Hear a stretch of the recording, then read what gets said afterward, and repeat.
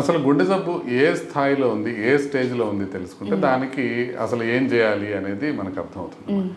అసలు గుండె జబ్బులో మనం ఇప్పుడు మాట్లాడుతుంది గుండె రక్తనాళాల జబ్బు గురించి, అంటే కర్నరీ ఆర్టరీ డిసీజ్ అంటారు. దీంట్లోపల 3 ప్రధానమైన గుండెకి రక్తనాళాలు ఉంటాయి. ఆ రక్తనాళాల్లో ఏమైనా బ్లాక్స్ ఉంటే దానివల్ల హార్ట్ అటాక్ వచ్చే అవకాశం ఉంటుంది. కాబట్టి వాటిని ట్రీట్ చేయడం అనేది జరుగుతుంటుంది. సో ఇప్పుడు ఆ రక్తనాళాలు 3 రక్తనాళాల్లో ఏ రక్తనాళంలో ఎంత బ్లాక్ ఉంది అనే దాన్ని బట్టి మనం ట్రీట్మెంట్ డిసైడ్ చేస్తాం.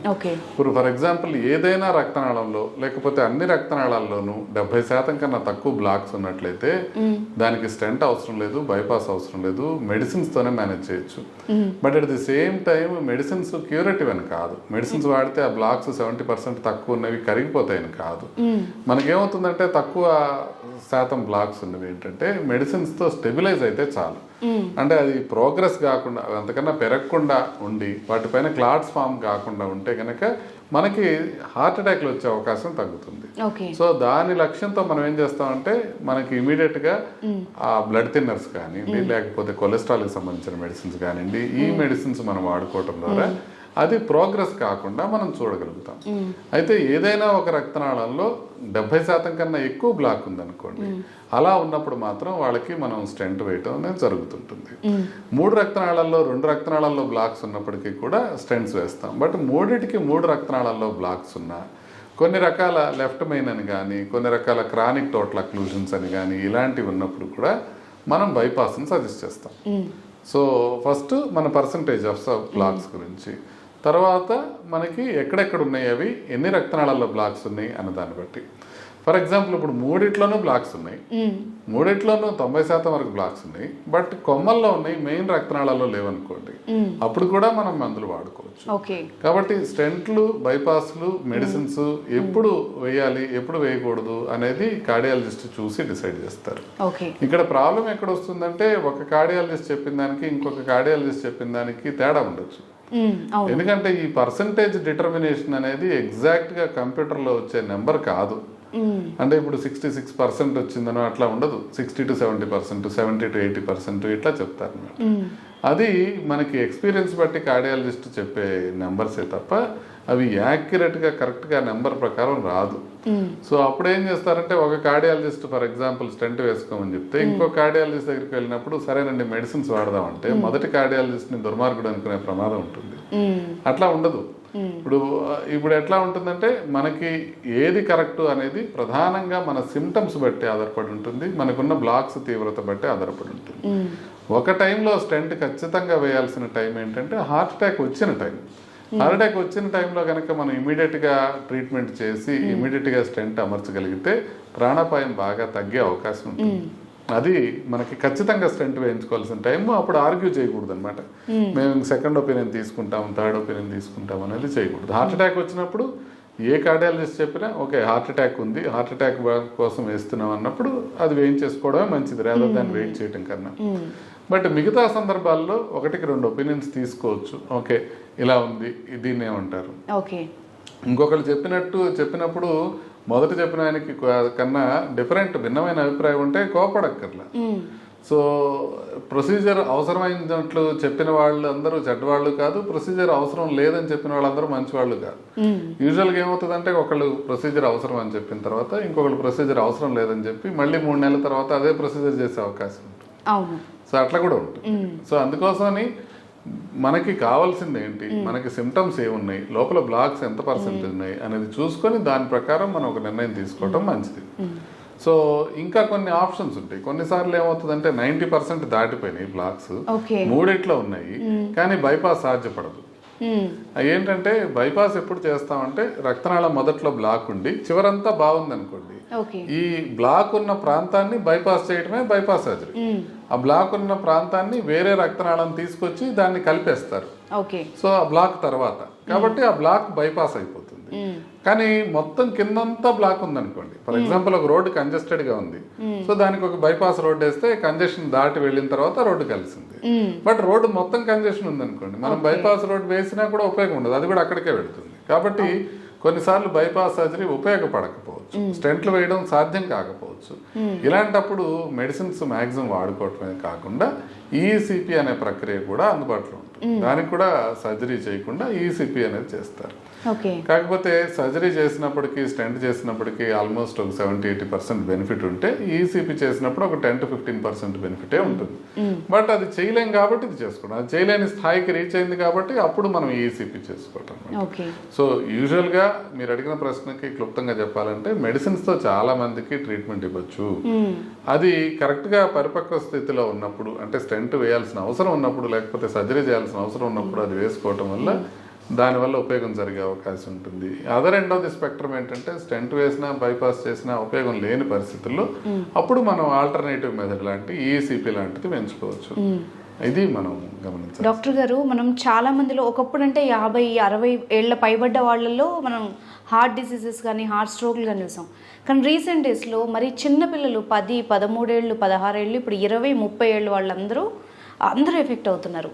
అసలు నాకు ఒక 40 ఏళ్ళు అట్లీస్ట్ గుండె జబ్బే రాకూడదు, అప్పటి వరకు నేను హ్యాపీగా ఆరోగ్యంగా ఉండాలంటే ముందుగా ప్రికాషన్స్ ఏం తీసుకుంటే బెటర్? అంటే ఇది చాలా ఇంపార్టెంట్ ప్రశ్న. అందరికీ అంతే కదా, మనకి గుండె జబ్బు రాకూడదు. అవును. మనం దాన్ని 90% వరకు నివారించుకోవచ్చు. 100% కాదు, బట్ 90% వరకు మీకు 60 ఏళ్ళు 70 ఏళ్ళు వరకు కూడా రాకుండా నివారించుకోవచ్చు. ఎలా డాక్టర్? ఎలా అంటే అది ఒక పెద్ద అద్భుతమైన ప్రక్రియ కాదు, మనకు తెలిసిన విషయాలే. మనం ఒకటి రోజు సరిగ్గా వ్యాయామం చేయటం, ఆహారం విషయంలో జాగ్రత్తలు తీసుకోవటం. చాలా మీకు సింపుల్ గా అనిపిస్తుంది ఆహారం విషయంలో జాగ్రత్తలు తీసుకోవటం అంటే. బట్ ఇప్పుడు బయటకు వెళ్ళేటప్పుడు బాగా టైర్ అయిపోయినారు, బిర్యానీ తినేసి వెళ్ళిపోదాం అంటే తినేసి వెళ్ళిపోతాం, మనం ఆలోచించాం దాని గురించి. సో ఆహారం, ఆరోగ్యకరమైన ఆహారం తీసుకోవడం అంటే హోల్ ఫ్రూట్స్ కానీ గ్రెయిన్స్ కానీ ఇట్లాంటివి మనం బాగా తీసుకోవటం. ఎక్సెస్ కార్బోహైడ్రేట్ ఉన్న పదార్థాలు అంటే చాక్లెట్స్ కానీ బిస్కెట్స్ కానివ్వండి, లేకపోతే స్వీట్స్ కానివ్వండి, ఐస్ క్రీమ్స్ కానివ్వండి, ఇవాళంటే అవాయిడ్ చేయటము. తర్వాత మనకి కార్బోహైడ్రేట్స్ అధికంగా ఉన్నాయి, కూల్ డ్రింక్స్ లాంటివి అవాయిడ్ చేయటం, మరీ ఎక్సెస్ ఫ్యాట్ ఉన్న సబ్స్టెన్సెస్ కూడా అవాయిడ్ చేయటం. ఇలాంటివి చేసుకుంటూ ప్లెంటీ ఆఫ్ ఫ్రూట్స్ వెజిటబుల్స్ ఎక్కువ తీసుకున్నట్లయితే, సాలెడ్స్ తీసుకున్నట్లయితే మనకి ప్రాబ్లమ్స్ వచ్చే అవకాశం తక్కువ ఉంటుంది. సో ఆహారం జాగ్రత్త తీసుకోవటం, వ్యాయామం జాగ్రత్త చేయటం, అధిక బరువు ఉన్నట్లయితే అది తగ్గించుకోవటం, వ్యసనాలు ఉంటే వాటికి దూరంగా ఉండటం, స్మోకింగ్ చేసే వాళ్ళు మానేయటం, ఆల్కహాల్ తీసుకునే వాళ్ళు తగ్గించుకోవటం, ఇలాంటి వాటితో పాటుగా బీపీ, షుగరు, కొలెస్ట్రాల్ ఈ లెవెల్స్ ఎంత ఉన్నాయో చూసుకొని ఆ లెవెల్స్ని మనం పూర్తిగా కంట్రోల్ పెట్టుకోవడంతో పాటు మానసిక ప్రశాంతత ఉంచుకోవటం, నిద్ర సరిగ్గా పోవటం, వాటర్ సరిగ్గా తీసుకోవటం, ఇన్ జనరల్ అన్నీ మీకు తెలిసిన విషయాలే. ఆరోగ్యకరమైన గుండెకి ఆరోగ్యకరమైన విషయాలు అని మీకు తెలిసిన విషయాలనే 100% పాటించినట్లయితే 90% వరకు మనకి ఏ ప్రాబ్లం రాకుండా ఉండే అవకాశం ఉంటుంది. అంటే మీకు తెలిసిన విషయాలు, నాకు తెలిసిన విషయాలు మనం గట్టిగా గనక పాటించినట్లయితే హార్ట్ ప్రాబ్లం వచ్చే అవకాశం చాలా చాలా వరకు తగ్గిపోతుంది. ప్రధానంగా హార్ట్ ప్రాబ్లం ఎందుకు వస్తుంది అని అంటే మనకు తెలిసిన విషయాలను మనం పాటించకపోవటం వల్లనే వస్తుంది. అవును డాక్టర్, ఇప్పుడు మీరు చెప్పిన విషయాలు ఎంత తెలిసినా కూడా ఏముందిలే ఎంగేజే కదా, ఇప్పటి నుంచి ఎందుకులే అంత టెన్షన్ తీసుకోకు ఇలా అనుకుంటారు. నిజానికి ఒక మనిషి ఏజ్ నుండి పూర్తిగా మీరు చెప్పిన జాగ్రత్తలన్నీ పాటించాలి. అవునండి. ఇప్పుడు మీరు చిన్నపిల్లలు అసలు నడవడం అనేది ఉండదు, ఆడేవాళ్ళు ఆడతారు, ఆడని వాళ్ళు అసలు ఏం చేయరు. అవును. ఇప్పుడు కొద్దిగా బ్యాడ్మింటన్ క్రికెట్ ఆడుకునే వాళ్ళు ఆడుకుంటారు, లేని వాళ్ళు ఏం చేస్తారు, వాళ్ళు పోయి రోజు నడవరు కదా. నడిస్తే వాళ్ళు కూడా ఫ్రెండ్స్ కూడా ఏమంటారు, మీకేమన్నా 60 ఏళ్ళు వచ్చినాయా, ముసలం అయిపోయా, ఇప్పటి నుంచి ఎందుకు నడుస్తున్నావు అంటే చిన్నప్పటి నుంచే ఒక యాక్టివిటీలో ఎంగేజ్ అయి ఉండటం అనేది అవసరం.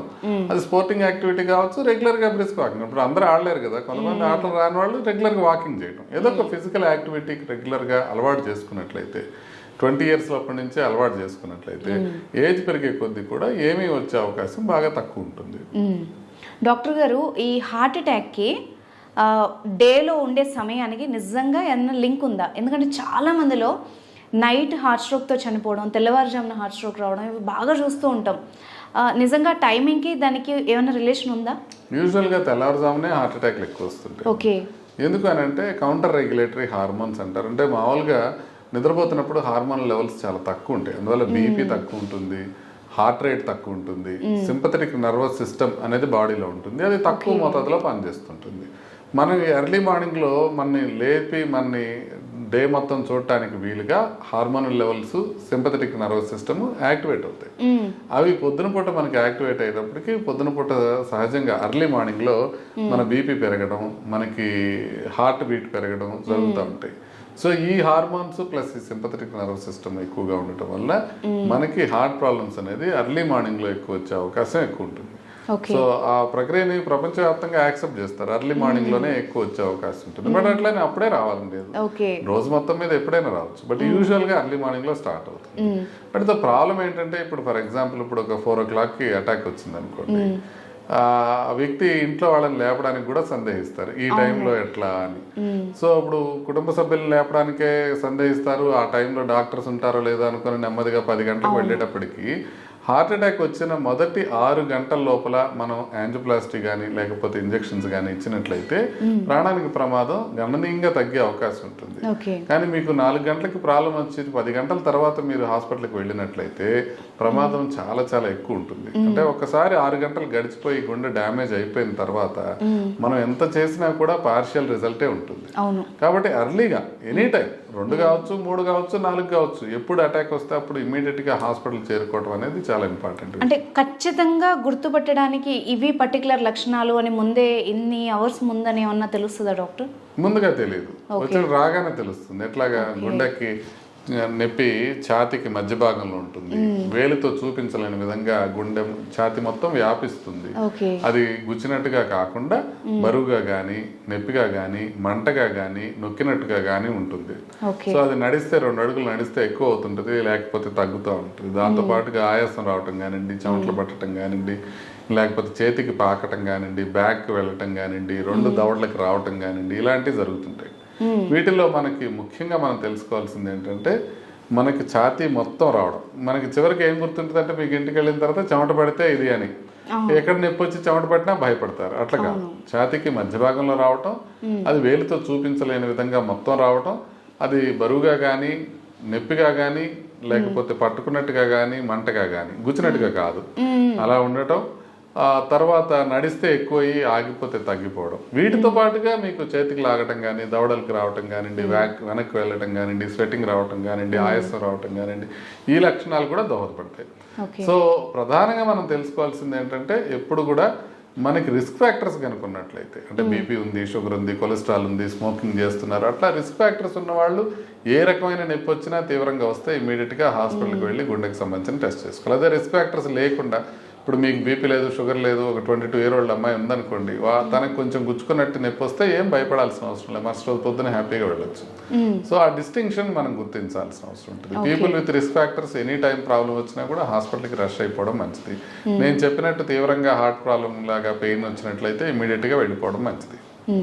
డాక్టర్ గారు, మనము ఇప్పుడు ఈ మధ్యకాలంలో మార్కెట్లో చూస్తున్నాం, చాలా రకాల ఆయిల్స్ డిఫరెంట్గా తింటున్నారు, అండ్ జంక్ ఫుడ్ తింటున్నారు, మయోనీస్తో సహా, అంటే చీజ్ కానీ నెయ్యి కానీ ఏదైనా అన్నీ తింటున్నారు.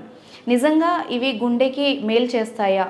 నెయ్యి కూడా ఏ విధంగా మంచిది, లేకపోతే ఏ విధంగా గుండె జబ్బులు ఉన్న వాళ్ళు తినొచ్చా? నెయ్యి గురించి కొంచెం కాంట్రవర్షియల్ టాపిక్. ఇప్పుడు అందరూ కొత్తగా న్యూట్రిషనలిస్టులు కావచ్చు, లేకపోతే డాక్టర్స్ కూడా, కొంతమంది కార్డియాలజిస్టులు కూడా నెయ్యి ఎక్కువ తినమని చెప్తూ ఉన్నారు. అయితే నెయ్యి గురించి పరిశోధనలు మొత్తం మనం స్టడీ చేస్తే 1-2 ఆయుర్వేదిక జర్నలిస్టులు తప్పితే ఎక్కడ మేజర్ స్టడీ లేదు. ఎందుకంటే వెస్ట్రన్ వరల్డ్లో నెయ్యి వాడటం అనేది ఉండదు. వాళ్ళు క్లారిఫైడ్ బటర్ అంటారు, ఘీ అనే మాటే ఉండదు వాళ్ళకి, ఘీ వాడరు వాళ్ళు ఆహారం ప్రిపరేషన్లో, మనం ఎక్కువ వాడుతున్నాం. అయితే ఈ ఘీ అనేది ఏంటి? ఘీ అనేది ఒక సాచురేటెడ్ ఫ్యాట్. దాంట్లో సాచురేటెడ్ ఫ్యాట్ ఉండటం వలన మనం ఇన్ జనరల్ సాచురేటెడ్ ఫ్యాట్స్ మరీ ఎక్కువ తినడం మంచిది కాదు అని చెప్తాం. అయితే నెయ్యి వాడటం వల్ల మనకి బెనిఫిట్స్ వస్తాయి అనేది ఎక్కడా కంక్లూజివ్గా ప్రూవెన్ కాలేదు. బట్ అట్లని నెయ్యి గురించి బాగా బ్యాడ్గా, అంటే నెయ్యి వాడటం వల్ల ప్రమాదం జరిగే అవకాశం ఉంది అనేది కూడా ఎక్కడా పరిశోధనలో రాలేదు. బట్ ఇప్పుడు దాకా మనకు తెలిసిన డేటా బట్టి నెయ్యి ఒక సాచురేటెడ్ ఫ్యాట్ కాబట్టి నెయ్యిని బాగా మనం వెన్నని బాగా బాయిల్ చేసినప్పుడే మనకి నెయ్యి వచ్చే అవకాశం, రిపీటెడ్గా రీహీట్ చేసినప్పుడే వచ్చే అవకాశం ఉంటుంది. కాబట్టి నా ఉద్దేశంలో ఎక్సెస్ మొత్తంలో నెయ్యి తినడం అనేది మంచిది కాదు. సో ఈ విషయంలో ఈ కార్డియాలజిస్టులే కొంతమంది నాతో విభేదించవచ్చు, కానీ నేను చెప్పేది ఏంటంటే దాని గురించిన కంక్లూజివ్ ఇన్ఫర్మేషన్ లేనప్పుడు మనం ఏ కొవ్వు పదార్థాన్నైనా పరిమితంగా తీసుకోవాలి, దాన్ని ఎక్కువగా తీసుకోకూడదు. అది మిగతా నూనెలాగానే లేకపోతే మిగతా సాచురేటెడ్ ఫ్యాట్స్ లాగానే మనం దాన్ని కూడా కొంచెం సస్పెషన్తోనే చూడాలి. అది ఆవు నెయ్యి కావచ్చు, గేదె నెయ్యి కావచ్చు, ఏ నెయ్యి అయినా తప్ప మనం ఎక్కువగా వాడటం అయితే మంచిది కాదు అనేది నా అభిప్రాయం. డాక్టర్ గారు, ఇప్పుడు మీరు అన్నట్టుగా పాల విషయంలో కూడా ఒక డౌట్ ఉంది. అంటే ఆవు పాలు అయితే కొలెస్ట్రాల్ తక్కువ ఉంటుంది, లేకపోతే టోన్డ్ మిల్క్ తీసుకోవచ్చు. అంటే గుండె జబ్బులు ఉన్న వాళ్ళు కానీ మీరు అన్నట్టు బాడీలో హెల్దీ కొలెస్ట్రాల్ లేని వాళ్ళు కావచ్చు. అంటే వాళ్ళు ఏ డైరీ ప్రోడక్ట్స్ వాడితే బెటరు, ఏం తింటే బెటరు? అంటే పాలు ఇప్పుడు మీకు సాచురేటెడ్ ఫ్యాట్స్ ఎక్కువగా ఉంటాయి నార్మల్గా. పాలు హోల్ మిల్క్ తీసుకుంటే ఒకవేళ కొలెస్ట్రాల్ ఎక్కువగా ఉన్న వాళ్ళు ఏంటంటే అలా వెన్న తీసేసిన పాలు అంటే టోన్డ్ మిల్క్ తీసుకుంటే సరిపోతుంది. ఇప్పుడు టోన్ మిల్క్ ఉంటుంది, డబుల్ టోన్డ్ మిల్క్ ఉంటుంది, తర్వాత స్కిమ్డ్ మిల్క్ ఉంటుంది. స్కిమ్డ్ మిల్క్ అంటే ఆల్మోస్ట్ 0 మోతాదులో ఉంటుంది ఫ్యాట్ అనేది. సో ఆ ఫ్యాట్ కంటెంట్ అనేది కొద్దిగా లిమిట్ చేసుకోవడానికి పనికొస్తుంది. మనం ఎక్కువ ఫ్యాట్ తీసుకోవడం మంచిది కాదు. ప్రపంచంలో ఏదైనా ఖచ్చితంగా బ్యాడ్ ఫుడ్ అనేది ఏదైనా ఉంది అని అంటే అది high fat high carbohydrate food. అంటే బాగా అన్నం తినేసి ఇప్పుడు ఈ మధ్య అందరూ తినమంటున్నారు, ఫ్యాట్ ఏం పర్వాలేదు అంటున్నారు అని చెప్పి శుభ్రంగా మటన్ కానీ నెయ్యి వేసుకొని తినేసి కీటో డైట్ అంటే కార్బోహైడ్రేట్ చాలా తగ్గిస్తారు. కార్బోహైడ్రేట్ బాగా తగ్గిస్తారు. 50 గ్రామ్సే తీసుకోవాలి కీటో డైట్ లో. సో అట్లా తీసుకోవడానికి కొంత పార్షియల్ బెనిఫిట్స్ ఉంటాయి. ఎట్లా మనకి వెయిట్ తగ్గిపోవటం కానివ్వండి, ఇలాంటి బెనిఫిట్స్ ఉంటాయి. లాంగ్ రన్ లో కీటో డైట్ తో కొంత మేరకు ప్రమాదం జరిగే అవకాశం ఉంటుంది అనేది కొన్ని స్టడీస్ చెప్తున్నాయి. ప్యూర్ స్టడీ లాంటి స్టడీస్ కొంతవరకు చెప్తున్నాయి. కాకపోతే మనకి ఇంకా తెలియదు కీటో డైట్ తో లాంగ్ టర్మ్ లో ఏ రకంగా వస్తుందని. కాకపోతే షార్ట్ టర్మ్ లో వెయిట్ లాస్ కు మాత్రం కీటో డైట్ పనికి వస్తుందని అయితే క్లియర్ గా తెలుస్తుంది వేరే స్టడీస్ లో. కాబట్టి కీటో డైట్ లో కొంచెం మనం మాడిఫై చేసేది ఏంటంటే కార్బోహైడ్రేట్ అంతా తగ్గించేసి ఫ్యాట్ తింటుంటారు. ఇప్పుడు ఎప్పుడైతే ఫ్యాట్ మనది మంచిదే, ఫ్యాట్ తోనే మనం కరగదీయాలి అనే మాటలు వస్తున్నాయో, ఈ కీటో డైట్ చెయ్యని వాళ్ళు నార్మల్ గా అన్నం తినేసి దాంతో పాటుగా ఈ ఫ్యాట్స్ కూడా ఎక్కువ తీసుకుంటే అది వరస్ట్ పాసిబుల్ డైట్ అయిపోతుంది. ఇది మనం క్లియర్ గా చెప్పాల్సిన అవసరం. ఇప్పుడు కీటో డైట్ లో మనకి కొబ్బరి నూనె కానివ్వండి, లేకపోతే నెయ్యి కానివ్వండి, లేకపోతే అన్ని ఫ్యాట్స్, వెన్న కావచ్చు, మీగడ కావచ్చు, ఇట్లాంటివన్నీ తినమని చెప్తారు. రెడ్ మీట్ కూడా తినమని చెప్తారు. సో ఇది కీటో డైట్. సో ఈ కీటో డైట్ తీసుకునే వాళ్ళు కార్బోహైడ్రేట్ కూడా కలిపి కీటో డైట్ తీసుకుంటే మాత్రం అది high carb high fat diet అవుతుంది. ఇప్పుడు దాకా ప్రూవ్ అయిన అన్నిట్లోనూ వరస్ట్ పాసిబుల్ డైట్ అదే. సో ఆ ట్రాప్ లో పడకూడదు. కీటో తీసుకుంటే మనం ఇమీడియట్ గా వెయిట్ తగ్గడానికి కానీ కొన్ని పారామీటర్స్ మంచిగా అవడానికి కానీ ఉపయోగపడుతుందని తెలుసుకుంటూనే లాంగ్ టర్మ్ లో మనకి ఏ విధంగా ఉంటుందో అనేది మనకి తెలియదు అనుకుని మనం తెలుసుకొని కీటో డైట్ తీసుకోవచ్చు. బట్ లో కార్బ్ హై ఫ్యాట్ డైట్ తీసుకుంటే అది కీటో డైట్ అవుతుంది. High carb high fat diet తీసుకుంటే అది కీటో డైట్ కాదు కదా, వరస్ట్ డైట్ అవుతుంది. Thank you very much, sir. And for more videos, please subscribe to iDream. Please subscribe to iDream. Please subscribe iDream. And please subscribe to iDream. For more videos, subscribe to iDream. please like, share and subscribe to the channel. Congratulations, iDream. Subscribe to iDream. Subscribe to iDream. So subscribe to iDream Media. iDream team అందరికి huge congratulations. Please subscribe iDream Media. Please subscribe to iDream. Subscribe iDream. Please subscribe to iDream. iDream అంటే నా కళల channel subscribe చేసుకున్న నోరు తిరుగుతలేదు, మీరైతే గంట గుర్తు కొట్టండి. For more such videos, please subscribe to iDream. Subscribe to iDream. Please subscribe to iDream. Please subscribe iDream Media. Please do subscribe to iDream. Please subscribe to iDream Media. For best entertainment and information, please subscribe iDream. And don't forget to subscribe to iDream.